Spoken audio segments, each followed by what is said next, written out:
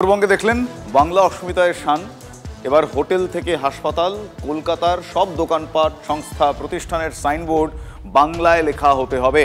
কলকাতা পুরসভার নির্দেশ, বিজ্ঞাপনদাতাদেরও বলা হচ্ছে সব বিজ্ঞাপন বাংলায় লিখতে হবে। কেন্দ্রীয় সরকারি অফিসের নামও বাংলা করার জন্য কেন্দ্রকে চিঠি পাঠাবে রাজ্য। সাইনবোর্ড নিয়ে কড়া কলকাতার মেয়র, কি বলছেন তিনি শোনাবো আপনাদের। আমরা এর আগে নোটিফিকেশন করা সত্ত্বেও অনেকে আছেন যারা সাইনবোর্ডে বাংলা লেখেননি।